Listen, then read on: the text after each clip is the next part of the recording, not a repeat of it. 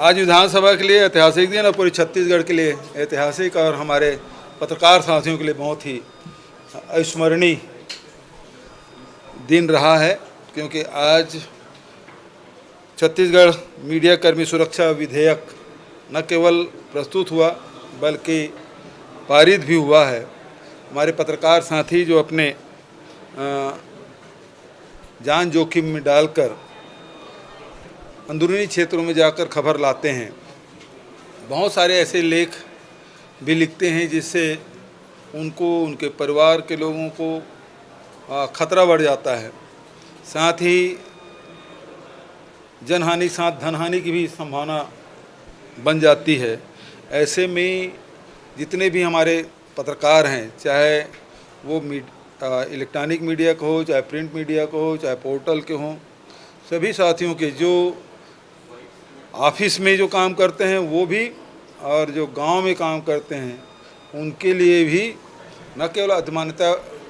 पत्र जारी करने का बल्कि उसे रजिस्ट्रेशन कराने की, जिसको अधिमान्यता पत्र नहीं है, और कोई प्रेस यदि कहता है कि ये हमारे साथ में है और जो लगातार उसमें 6 महीने के अंदर में 3 लेख लिखे हों या स्टोरी की हों, ऐसे लोग हैं जिसको इस सुरक्षा मीडिया कर्मी सुरक्षा कानून के दायरे में लाया गया है ताकि पत्रकारों के सुरक्षा हो सके। जे उनके साथ कोई शासकीय कर्मचारी यदि दुर्व्यवहार करते हैं या फिर उनकी शिकायत के लिए भी एक समिति बनी है जिसको बहुत अधिकार संपन्न बनाया गया है, तो प्रदेश स्तर पे होगा और उसमें पत्रकार भी होंगे, उसमें अधिकारीगण भी होंगे। तो वो सब मिल के 6 लोगों की समिति बनेगी जिसके माध्यम से उसे सुनवाई की जा सकेगी और आवश्यक निर्देश भी दे सकेंगे और दंड भी का प्रावधान है। यदि उससे संतुष्ट नहीं होते तो अपील की भी प्रावधान रखा गया है। लेकिन यदि कोई गलत शिकायत करता है तो उसके भी उसमें दंड के प्रावधान रखे गए हैं। तो इस प्रकार से देश में इसकी चर्चा भी थी, प्रदेश में इसकी बहुत दिनों से प्रतीक्षा थी। मैं इस अवसर पर जस्टिस आफ्ताब आलम जी, सुप्रीम कोर्ट के सेवानिवृत्त न्यायाधीश आफ्ताब आलम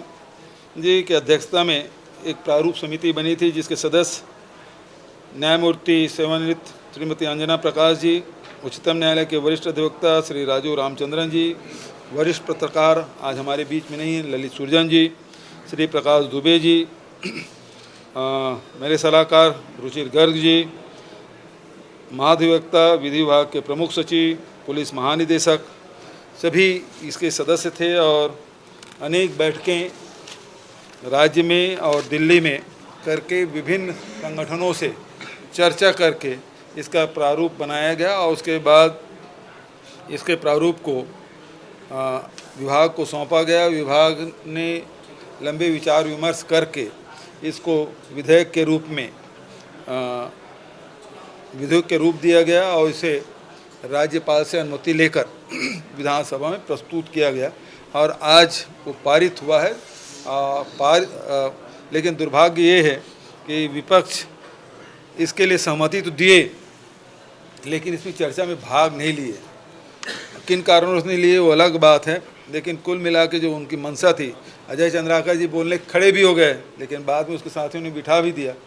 तो ये बहुत दुर्भाग्यजनक है कि ऐसे विधेयक जो मूल विधेयक है और पहली बार छत्तीसगढ़ की विधानसभा में प्रस्तुत हुआ है, तो विपक्षी साथियों को भी इसमें अपनी राय रखनी थी, जो नहीं हुआ। ये बेहद दुर्भाग्यजनक है। हालांकि सर्वोन्नति से इस विधेयक को पारित किया गया।